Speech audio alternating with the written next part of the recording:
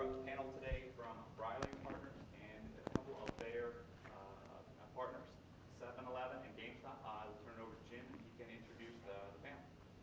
Thank you very much. Thank you, Mark. My name is Jim Sturm. I'm the president and CEO of Brierley Partners. If you want to know what we do, go take a look at the newest Forrester Wave survey report, and you'll know what we do.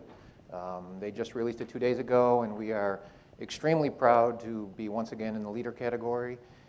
And if you would slightly take a look at the customer satisfaction scores, you'd see we scored 4.9 out of 5. So we are thrilled of those scores. And if the weighting changed a little bit, we would actually be the top leader as a loyalty services provider. So I'm not here to talk about Brierley & Partners.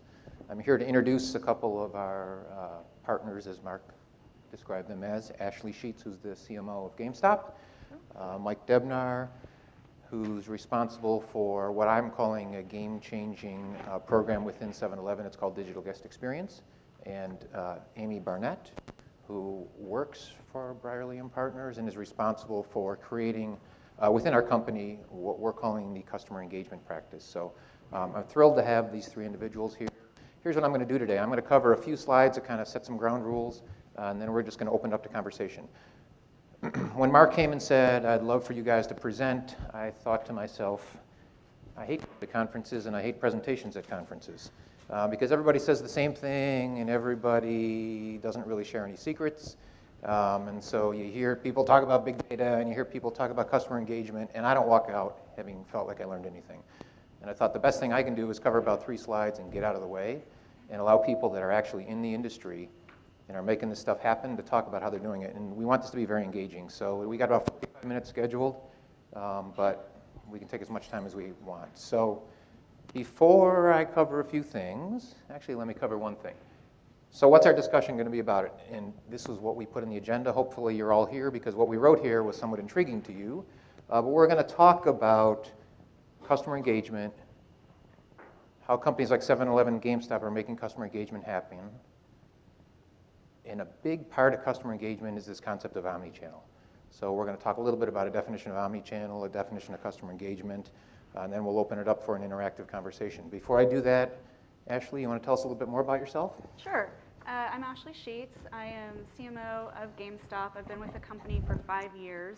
Started out really focusing in the brand piece of the business, focusing on brand marketing, digital marketing, et cetera, and then, kind of expanded the role, especially as we were able to build out a loyalty program. We were able to focus more heavily on CRM, and it really is about everything that we do to engage our customers. CRM is a big piece of that.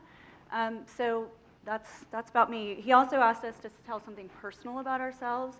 So I am proud to say that I had Superman with me during Trick or Treat. We had a 1-year-old Superman running around, not quite sure of the concept of trick or treating, but we all had fun watching him. So that's my personal story. Is I had Superman with me last week. I'm Mike Debnar, work for 7-Eleven and responsible for what we call the digital guest experience. My background is really just pure retail since I was like 5 years old, working garage sales with my parents. And then I really got an Apple II Plus when I was 13 years old. So the intersection of retail and technology, I've been waiting for this to happen, and we're finally here. So I was elevated into a business role, not a technology role. And so this is a digital guest experience. I'll probably talk about what the tactics and strategies are around that through the talk. But something personal, like Jim and like Bill, every now and then I like to get out and run about 20 miles for no reason. So long distance runners, clears your head. All my greatest ideas and thoughts come through that. So that's what I like to do. I'm Amy Barnett, and I'm a Senior Vice President at Brierley. And I've been with Brierley for about 6.5 years. And I've done all kinds of jobs for Jim and for Brierley. I designed programs, working with some of the folks on the panel. Am I back? No. Just take Mike's microphone. So I ran program design, and I've designed a lot of the programs that you see in the market today. I've led the research team, the financial management part of CRM and program design, and even worked with Don Smith in the analytics division. So now I'm helping think about how do we pursue, with all of the data that we have, how can we take this data and drive a really compelling member engaging experience? And it's a passion of mine. I think that brands today, customer experience has been around for a very long time. My passion is around how do you use technology and data to inform an experience that you wouldn't expect, that delights you as a customer. In terms of something personal, I lived in Dallas for about 13 years. I'm now based in St. Louis. I'm still in a little bit of mourning that our Cardinals lost the World Series, but they'll be back next year, so stay tuned. That's okay. They beat the Rangers like 2 years ago, so we're still unhappy around here. So we were voting against you. Let me tell you one thing. I couldn't have found 3 smarter, more innovative, and more creative people to be here with you today. So please make it engaging. I'll soon get out of the way and let them talk, but I want to share a few things. So when asked what to present, again, I said, nah, no presentation, let's do a panel. And I thought, what should the panel be about? And I thought, what's most relevant that I'm seeing today? And Seth Godin, who I love, next door, they're showing videos. Gosh, I got a video in a minute. I should have got to it sooner. Seth says it this way, and it's so true. You're not in control of your message anymore. This is a really, really powerful quote. As marketers and technologists, we need to understand this. So for today's purpose, I really want to do one thing. I want to define what customer engagement is. You probably have seen a lot of presentations on it. You've seen a lot of perspectives on it. But to me, customer engagement is a combination of strategies and technologies to help your business achieve an integrated, brand-consistent, relevant, and insightful experience for your customers across all touch points. There's a lot in there. If you want to say to me, what's the recipe for customer engagement, I have a strong opinion on it. I can tell you about all the wonderful things we can do for you, but that's not what I'm here to do today.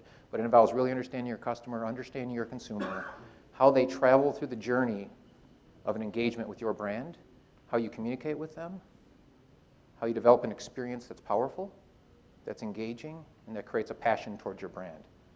That's customer engagement. A big part of it is this omni-channel. Omni-channel is interesting. Let me talk about why omni-channel matters. So I went out on LinkedIn. Can anybody tell me how many members there are in LinkedIn? Anybody? Not Elizabeth, because she looked it up for me. About a billion. You're too high. Come on. How many members are there in LinkedIn? Wow, you're really close. 238 million.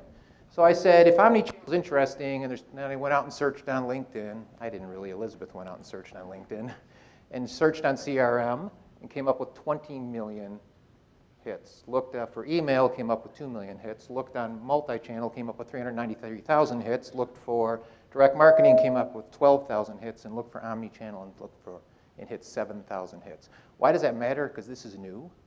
This is an opportunity. So if customer engagement is highly dependent upon an omni-channel experience with your consumer, you better understand what omni-channel is all about. So that's a perspective we're going to get a little bit from people today. And then I thought, okay, why does it really matter? Why it really matters is because channels are changing everything. And the best example I could come up with to show you how channels are changing everything is a quick video. You better learn to speak like this.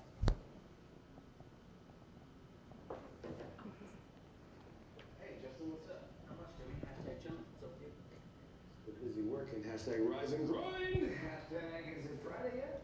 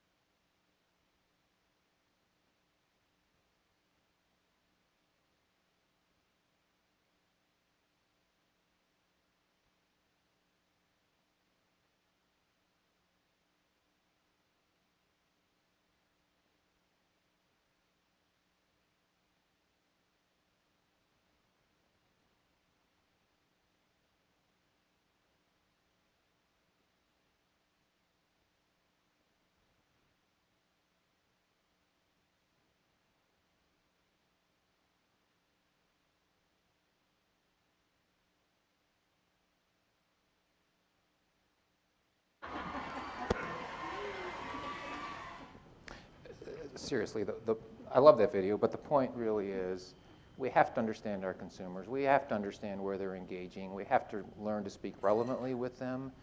And this is the way the world is changing. Why does it really matter? Aside from a cute video, let's look at what Forrester tells us. Forrester tells us if you really go down the path of a customer engagement practice enabled through omnichannel, here's what they're seeing in terms of results. 48% increased online sales, 36% increase in customer satisfaction. The numbers are staggering.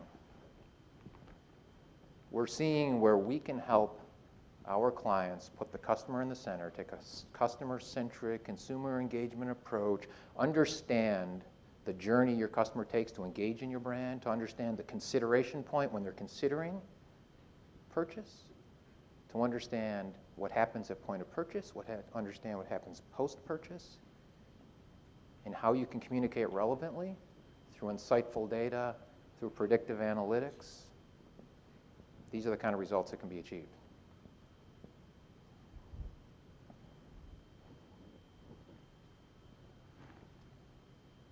I'm going to stop and ask the first question. So, Mike or Ashley, we just talked about customer engagement. We talked about omni-channel. Can you give us a perspective? We'll start the engaging conversation now. Can you give us a perspective what your companies are doing to tackle this? Okay, sure. So besides hashtag, you got to talk in hashtag. Hashtag. So about 2 years ago, we got a small group together and we started this new idea of engaging our customers because we're a big company. We're 8,300 stores in North America. We do millions and millions of transactions, and we really don't know anything about our customers. So we sat down. We had really thoughtful people that thought differently, and we did something unusual. We said, no PowerPoints, write a position paper on what you think we should do as a company. And what was interesting about that is kind of what I call position number one, and this is profoundly important, I think, in loyalty, and that is that our customer's voice is our customer. It is our brand, and we have to listen to our customers. And that was the first priority that we thought would be important because people want to feel special when they come, and when things go wrong, they want to know that you're going to respond to that. So we looked at the work of Albert Hirschman, which I strongly would advise to go look at. And he has this economic theory called exit, voice, and loyalty. And what it is that corporations, they tend to degrade. They get lazy. They lose their way. Their founders go. Their products aren't as good. Their services aren't as good. And their customers are trying to tell them. And it's difficult to tell them these days, right? Or it was. I mean, who's going to pick up a phone and call 1-800, how you doing? Not many people. But these new digital channels, these omni-channels allow us to listen to them like never before. And what the theory says is that if you actually listen to them and you change, you will build lion-hearted loyalty. So that was our first priority, is how do we open up and listen to our customers. The second was really around more of customer relationship management, and that how can we have these little acts of kindness in our stores, which we didn't really have or we didn't think we had. We went out and watched, and we saw what franchisees do. We're about 80% franchised as a company, and we saw these little acts of kindness, and we said if we could only replicate that through a CRM program and platform, we would really win. And so that was where our CRM strategy came from, these little acts of kindness. And then all around that, we knew that the world's opening up to mobile. We were going to be a data-driven, mobile-first type of company through the omni-channel. And not only for us to be able to reach them and talk to our guests and our customers, but also what interesting information do we have locked up in our enterprise that would be interesting to them. I call it turning CRM inside out. And we ran some experiments doing that. It turns out that we have a lot of interesting information, starting with where are our stores and what problems can we solve for customers. And we've started down that path, and from a mobile standpoint. So overall, that's been our strategy: is the CRM strategy, those little acts of kindness. Listen to your guests and respond. It builds loyalty. I learned that as a young age. that, that really, those little acts of kindness are really great, make you loyal to a brand for a long time. And then go where they are, and they're mobile. Our customers don't typically go to our websites. They've spoken, they want us to have apps, and they want us to have mobile optimized, information for them. So that's been our strategy around omnichannel. But before Ashley gives a perspective from GameStop, Mike has taught me a lot about channels. And the greatest thing Mike taught me is there's hundreds of channels today that are engaging with his brand, and as opposed to trying to, and that's the theme for the presentation today, as opposed to trying to control those channels and keep them internally, we need to embrace them and enable them. So they take a very strong data and API approach to enabling channels. There's hundreds of channels that people interact with 7-Eleven through, and there's going to be hundreds more tomorrow. So Mike's perspective, and he taught me a lot, was really around, boy, stop trying to control within your four walls this omni-channel experience. Embrace it and enable it. Great. I think in terms of GameStop, there's two key areas that we've thought about in terms of omni-channel and in terms of what is the customer experience and how can we make it better.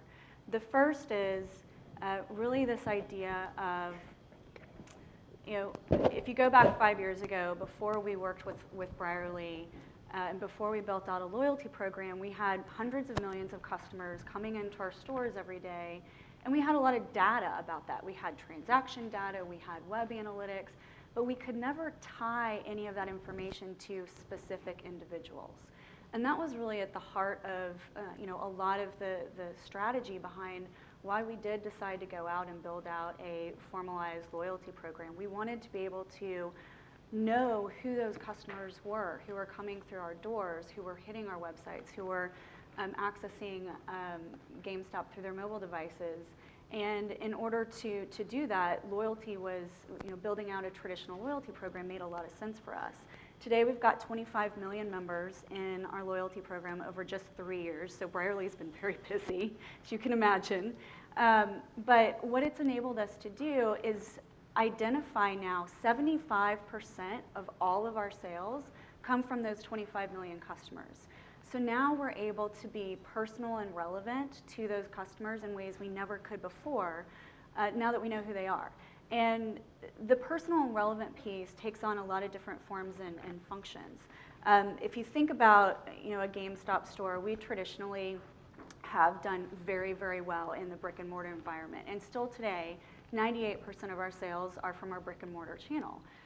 And we hear over and over again customers talking about how amazing the experience was at GameStop. It was amazing because it was personalized. It was amazing because when that customer walked in, the associate engaged them. They asked them, what are you looking for? Who are you buying for? What kind of consoles do you own? What kind of games do you like? And at that point, then they could point them to products and services that were personal and relevant to them. When we saw that as really the magic of the customer experience and the reason why everyone we talk to says that they do go back to GameStop time and time again, we asked ourselves, are we also providing these experiences across our other channels? And it was very clear that we were not. We have 12 million unique visitors to our website every month, but everyone who hit that website had exactly the same experience. And so as we looked at our different channels, we identified a few things. One is we weren't being personal and relevant in those channels. Two, we were thinking about those channels in silos. You think about an e-commerce group versus operators of a brick and mortar versus we didn't even really have a mobile group. We were just threw out an app and crossed our fingers and said, hey, it's cool, now we have an app. So we weren't thinking about it strategically across the consumer journey. We were thinking about it internally, organized as silos, and it was very clear to us that wasn't working. One of the big ahas that came to us about 2 years ago, as an organization, we had decided we wanted to grow our e-commerce business by and have $1 billion in e-commerce by 2014. So we kept pushing it and pushing it, and we had different offers on the website than we had in stores, and people would come to the website, and then they'd come to the store, and they couldn't get the offer, and they were frustrated. And we had turned things backwards. We were trying to think about objectives and initiatives based on what we wanted to do with our business, instead of putting the consumer in the driver's seat and asking, well, how is the customer using our website? How does the customer want to use our website? How are they using their mobile devices to engage with us? And as we've kind of progressed, we've really spent the past couple of years completely blowing up all of our old strategies because they weren't consumer-centric and they didn't have the customer's needs in mind. They had business needs that weren't matching up. And what we've been able to do now is break down a lot of the silos, now have an omni-channel vision and an omni-channel strategy, and an understanding that all of these pieces and parts work collectively together. When you start to look at attribution, we've found that 60% of customers go to our website but to research product, but then almost 100% of those end up coming within 7 days to purchase product in a brick and mortar environment. So now that we're letting that data and what the consumer wants from us in the different channels drive our strategy, we are now a much more consumer-centric focused organization than we were when we were thinking about unique individual silos and unique business and P&Ls within those silos, because that really didn't make sense for what our customers' needs were. I think the next big step that we're making now is really taking a very serious focus around mobile. Like I mentioned, we knew we needed to be in mobile, and we kind of threw out an app. We didn't even have a mobile group assigned to it. We just put it out, and no surprise, it did well because customers were dying to have that interaction with our brand through their mobile devices. But it hasn't been optimized because it hasn't been managed, and we didn't really have mobile as a major touch point or consideration when we thought about omni-channel. So a lot of the work we've been doing, and Brierley has been helping with us pretty significantly on this, is really working out those consumer journeys and looking at all the different devices that consumers are using to engage with our brand and making sure that we are optimizing the experience for them across those different journeys and across the different touch points. And I think for us, still, I think it can also, as people talk about omni-channel, at least for people who have a brick and mortar kind of environment or a restaurant or things like that, a hotel, I think it can be very dangerous and very easy for people to think about omni-channel as just digital channels. But omni-channel for us, the number one most important aspect of the omni-channel strategy is the stores. Because we have 98% of our sales going through the stores. We have almost all of our customers engaging with us in the store environment. And so thinking about the stores as well as part of that whole customer journey, and how are we enabling the experience even there? Are people using their mobile devices in our stores? Are we enabling that? Are we giving them the information that they're looking for there? So really thinking about it holistically. As a father of 5 children, I have hundreds of games in my home. And if you know GameStop, the greatest asset they have is the in-store experience and the associates in store, because they seek to understand you, they talk about the program, they talk about the genre of games you may be interested in, and they are gamers. And so Ashley's challenge is, how do I create that experience across all these other channels? And it's fascinating to watch as they are imparting on this journey to really get, as Ashley would call it, the game advisor in the pocket in terms of a mobile application, and that experience across all channels. So I'm going to ask Amy a question in a second, but remember, if you have questions, you can text them in, or you can raise your hand, and I'm going to look for a few in a second. But Amy, as we hear these challenges of customer experience and omni-channel, as the person that within our company I'm asking to develop this competency, what do you think is the first step necessary? Okay, so listening to Ashley and Mike, I realize that there's probably some folks in the room that, like me, when I go to a conference, I get really excited about the possibility, right? And you hear about all these channels and all this data, and you're just thinking, what am I going to do? How do I do this first? So I'm going to give some credit to both GameStop and 7-Eleven. In 3 different areas, I think that they achieved quite a bit of success internally. One is, and I hope you picked up on this because they both said it, and that is the importance of your internal stakeholders and really making sure that as you plan to launch or go down this path, that you really take the time to understand what their needs are and what they want from their customer experience, because it can't be a marketing function alone. It really has to be across the enterprise and make sure that the enterprise is invested and they feel like they've had a voice, and that you incorporate that and develop a committee that will help you focus and get this done. So that was the first part.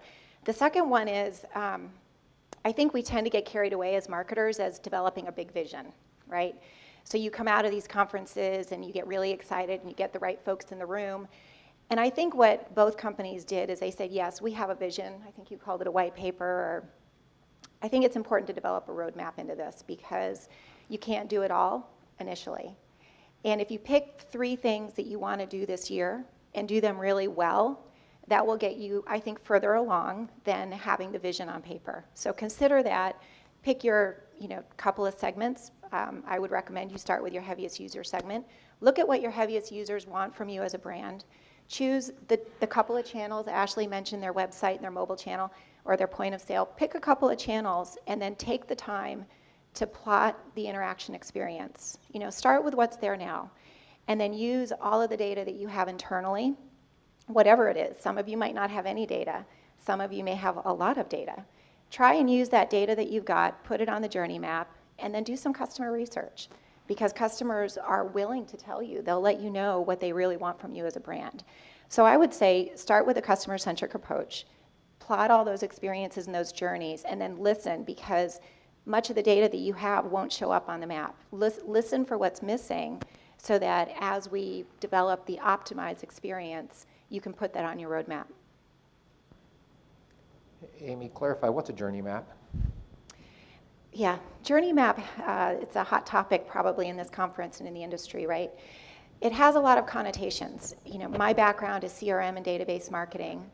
There are a lot of digital agencies out there right now plotting the journey map. And I think that there's, in my definition, I think from a CRM perspective, it means taking the data that you have and plotting where the interactions are and then look at where the conversion points are.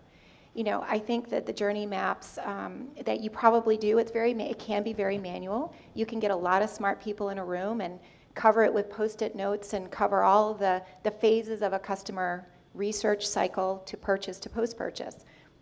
And you should do that. You should really take the time to plot that. But then use the data that you have and the knowledge that you have to overlay your hypotheses and your gut feel. And then work through it as an organization for where are the real conversion points and what's really needed in the company to make movement. Engagement for the sake of engagement isn't anything. Engagement for the purpose of conversion and understanding your customer, now that's something. When asked an opinion on how you enable omnichannel or how you enable customer engagement, I still go back to kind of my technology roots and talk about 3-tier architectures. And you really need to think about the strategic side, which Amy answered, is start with journey mapping. Understand your consumer, understand their engagement points, where you can relevantly communicate to them. From a technology side, you need to have the foundation of the house. You need to think about the data warehouse and all this, again, buzzword 360-degree view of the customer, single view of the customer, enterprise data warehouse. That's the critical foundation. You have to commit to one. You have to make sure it doesn't just have consumer insights, but it's got HR insights, it's got store associate, it's got geographic, location aware. One of the things GameStop did that was brilliant is they took advantage of their data warehouse, looked where their best consumers lived, and looked where their stores were, and found a disconnect in many areas. They closed stores in some areas, and they opened them in others to fit the profile of their best customer. But from a tech perspective, the answer Amy gave from a strategy perspective, the parallel from the tech perspective is 3-tiered architecture, data warehouse first. Then you really need to think about the application layer, all the enablers that exist there, and then you need to think about a channel agnostic approach. Find the best in breed across channels because there's hundreds of them. As Mike will tell you, there's hundreds more coming. One question we had come in was, and I was going to ask something similar. So Mike or Ashley, in the past 2 years, what mistake did you learn from the most? I can go. I made lots of mistakes. She's got hundreds of them. I made lots of mistakes. I think the big thing for us, and I talk to other folks in the industry, I think a lot of people are kind of going through this right now, is I'm not a technologist. I will never claim to be a technologist. And as you think about the types of things we're talking about, technology is at the heart of really all of it. And so, we had to go into, and this is another thing we had to go in and look at our entire IT department because we weren't built in a way to help enable some of the concepts that we've talked about here. What we call it at GameStop is consumer platform. And it's just a conceptual kind of notion that the whole organization, here's consumer platform and they understand what we're talking about. But we weren't built in a way, we weren't organized in a way in order to really ingest that and to turn it around and to be able to, kind of execute on the initiatives and strategies that we were baking. And so we had these amazing strategies, but we weren't really doing a very good job of getting them to, fruition. And it got kind of stuck in this spin cycle. Partly because as a marketing person, I don't think I did a very good job helping the IT organization understand exactly what it is I was looking for because I wasn't speaking their language. Vice versa, they weren't speaking my language, or vice versa, we weren't speaking each other's languages. And then on top of that, as an organization, our IT department just wasn't structured in a way to do some of the things that we wanted to do. So that's been a big learning. We have kind of untangled that web at this point, and that's made a big difference. So that's one of the, I think, barriers / mistakes, if you will, that just we had to spend some time working through. It wasn't as easy as, oh, we have these amazing strategies on a piece of paper. Here, take it and run with it. Please go build this, right? That's not how it works. So I think there's been a lot of pain points on both sides of the fence for us, and a lot of very productive learnings as well. It's, hold 1 second, Mike. It's interesting. Gartner has come out with a fascinating statistic, and they claim that by 2017, the CMO will spend more on IT than the CIO. If you really think about that, it's pretty awesome and hard to get, but I totally see it. And what that means, it kind of resonates with what Ashley said. The challenge for CMOs today is to also have a very strong relationship with the CIO or the CTO. Because there's so many enabling technologies today, these big data warehouses and all this relevant messaging and learning engines that are going to help take relevant messaging and determine the right message based on a learning formula. It's some pretty complex technology stuff. And so the biggest advice I see, and I always talk to CMOs about, is you better have a strong partnership with your CIO, and it wouldn't hurt to have a background in technology, but they're a key partner, and there's a lot of there isn't an IT organization I'm aware of today that isn't backlogged with projects for the next 15 years, so it's difficult to deploy all the vision and the strategy you may have. Mike, you got a 2-year, this guy's made a lot of mistakes. So. Oh yeah, definitely. So I would say it's that we thought everybody knew what we were talking about, and they didn't. So, we're like, geez, we're a retailer, everybody retails, everybody shops, everybody's part of some loyalty program, everybody knows what it is and has cards in their wallet and knows what's good and bad and knows how it changes their behavior or not. And it wasn't true. We had to really start with like 101. And so the lesson learned is going back to kind of technology roots, is this notion of lean startup, which is, start with some, what they call a minimum viable product and test it and show the benefits early instead of this big bang approach. And so that really helped a lot because my brain works, I see 10, right? I see the future, and I can't necessarily describe how to get there. I just know I can get there. And we really need to start to do these more experiments and show, especially executive leadership, what it looks like. Because that was a bad assumption that we just, said, oh, of course everybody knows what we're trying to do. And it came out slowly through these, we call these executive committee meetings. The questions I was going, uh-oh. That's like a really basic question. And, we're a year into it. So that was, I think that's the lesson, is do more smaller things up front so you could have something to show, maybe some data. Some sort of analogy really would help.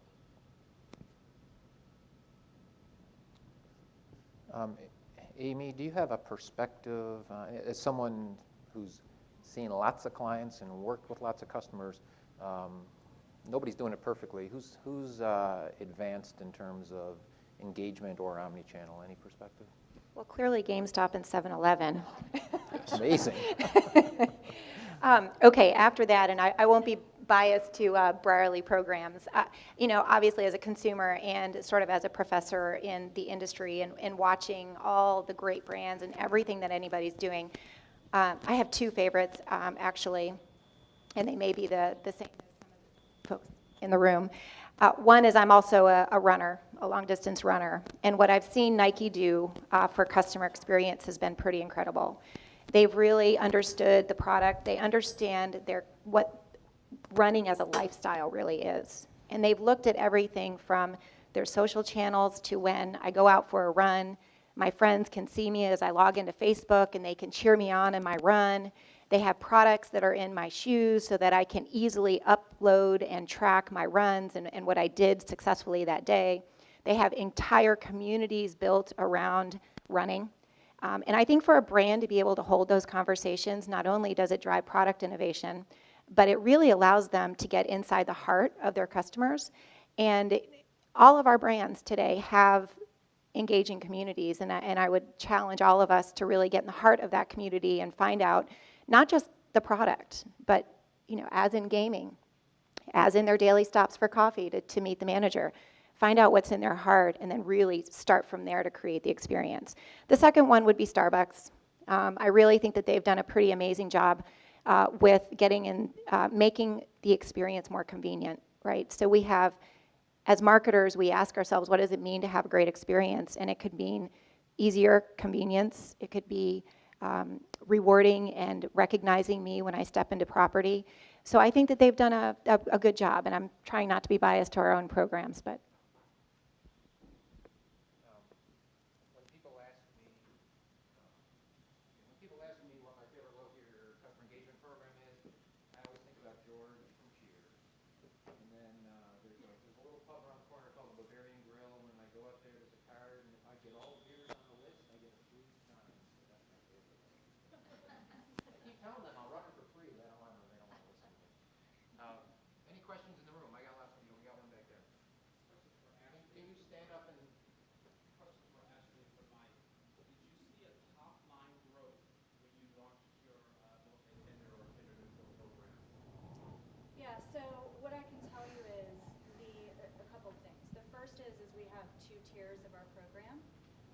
So we have over 40% of our customers in that loyalty program for paying members. So they're paying us $14.99 a year in order to be in that program. So day one we were profitable as a result. That being said, besides the fact that we have a paid tier that naturally, without any other discussions, makes us profitable, we weren't looking for profitability necessarily. We were certainly looking and build this program intentional around driving share and driving relationships with our best customers. So if you go back and you look at some of the stats, I mentioned that 75% of all of our sales come from those 25 million customers. They're only about 20% of our customers. So what it allows us to do is be incredibly efficient with our marketing initiatives because we're able to just focus and hone in on that 25 million people. We know that they only give us today 50% of their share. So we're very focused on taking that 25 million who make up 75% of sales but only give us 50% of their share and continuing to drive that share forward.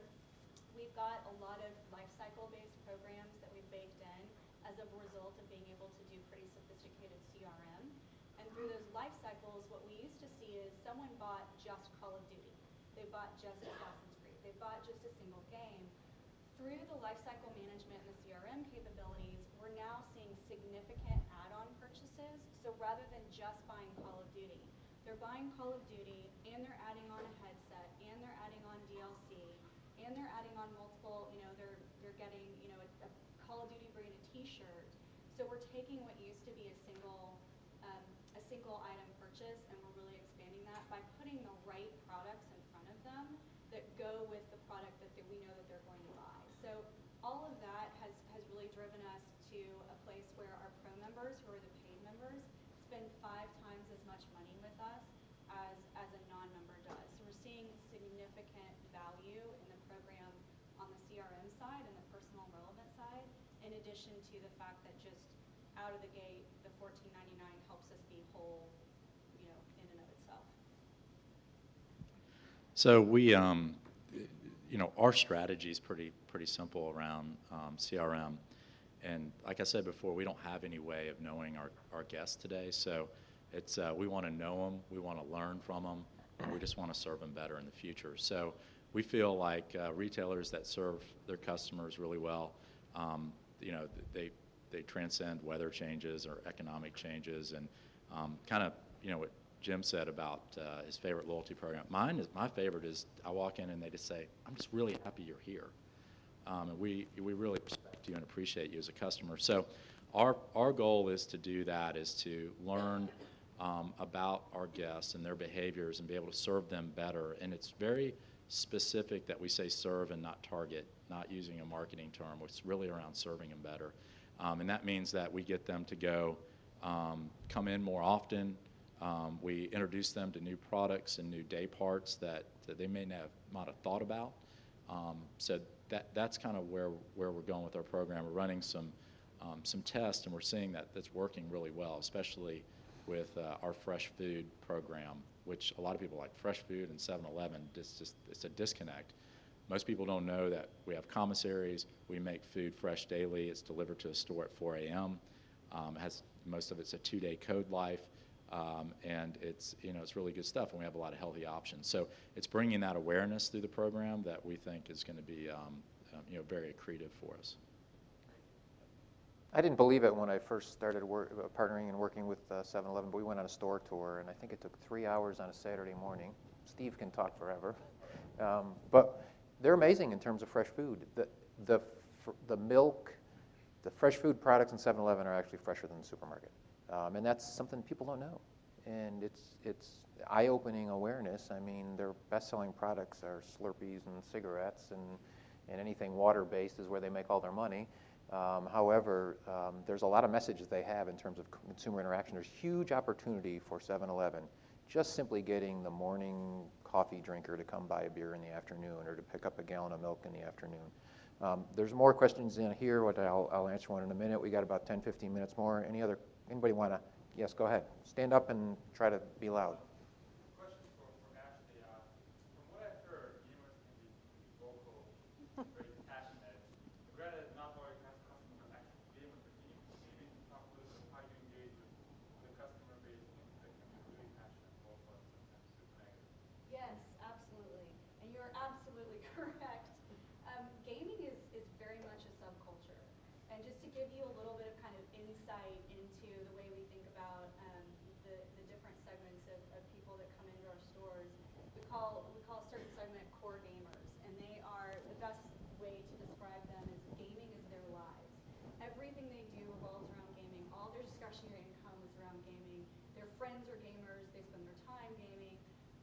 And so those are the ones that are kind of that vocal community that is out there, very involved in the social space, very involved in the blogging space.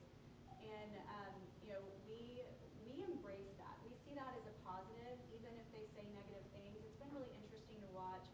You know, we've got, you know, over 5 million people on our Facebook page. We've got hundreds of thousands of people following us on Twitter and so on.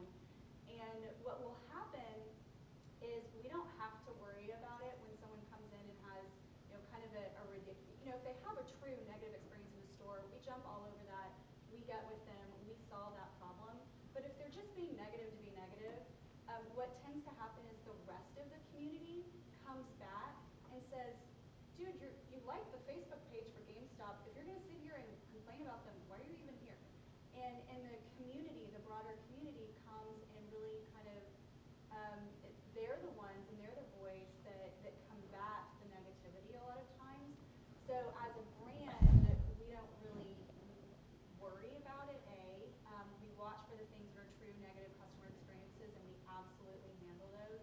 But, you know, we don't lose sleep over someone coming and bashing us on Facebook just to be kind of nasty, because generally the rest of the community comes and comes to our protection. And I think that says a lot about the brand in terms of just people's feelings about it.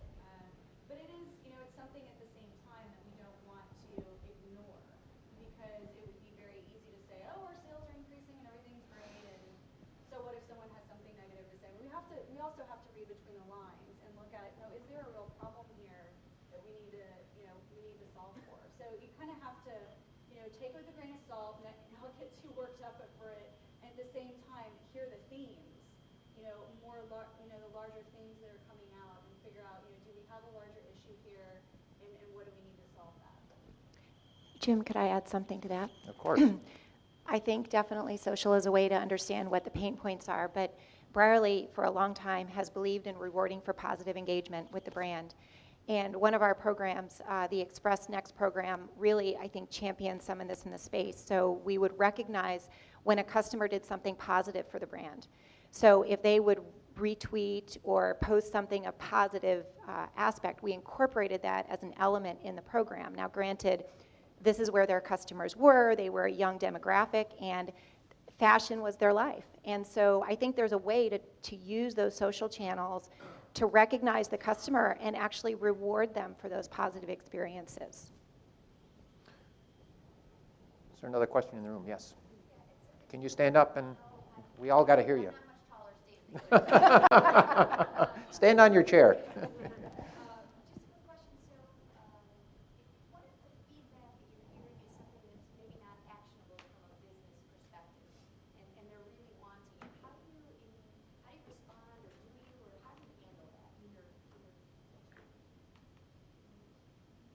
Does anyone run into that, or would I be the only one? We're like in our infancy in listening to our customers, and we're just now starting to really engage. And you have to be I think you have to be pretty selective. We get thousands and millions of mentions, probably millions a year. Margot, millions a year, yeah, thousands a day, about our products, about an experience. And we're just now tiptoeing into that. But we see it as a big opportunity going forward. And not only responding to people that directly are directly asking us a question or telling us about their experience, but also in this notion of kind of social commerce, where there's need states out there that we can solve for, and we could use social that way. So it's not only just the direct, but also the indirect. I don't think you can respond to everybody.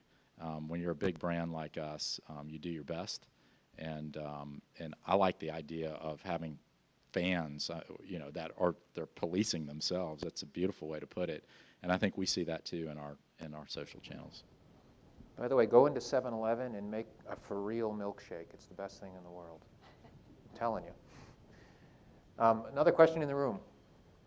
I got one here. So, Amy, I love the way Ashley talked about metrics and measurement of the program. Can you quickly tell us if you're starting an engagement or an omnichannel program, what are the initial metrics and then the metrics that come after? But what are the things you should be measuring? Because executive commitment is important, and those darn executives all want to see results. They don't want to hear words. What's your perspective on metrics quickly? Yeah, the organization will be focused on the financial return of the program, and it's absolutely an important element. So I'm not underlining or taking away the value of doing the best that we can. Control environments are not easy to create to be able to justify true incrementality. But do your best to come up with some of those financial measurements. But I think that what I counsel our clients on, and I think Ashley and Mike mentioned this earlier, is that true engagement programs and loyalty programs do so much more for the organization. And as Mike was saying earlier, sometimes you have to educate the organization what goals and what KPIs you should just look for in the first year. So things like enrollment and track sales and how you're just doing in general is the right value proposition in the market. And then use those enrollment and or program activation or whatever metrics you set very early on. Really try and have an industry perspective of how that fits so that they understand where they are. I think sometimes we get too carried away and we try and measure everything and focus solely on the return of the program. But really during year one, some of those initial metrics are more around, did you create better experiences? Do you know more about your heavy customers? Do you feel like you have the right customers in the program, and are they engaging? I mean, some of that is just the basics. Then you can grow from there and do a whole lot from there. So unfortunately, we're out of time. Mark's here. He's getting closer to kicking me off. So I sincerely appreciate everyone coming. This conversation can continue forever. This is the kind of conversations that Mike and I and Ashley and Amy have on a regular basis. And you know how to find us if you want to learn more, you want to talk more. But I thought it was a great opportunity for you to learn from a couple of brands that are fantastic brands and are doing it right, in my opinion. So thank you for coming. Questions outside? Better off? Yeah, we're okay. So they can take a couple.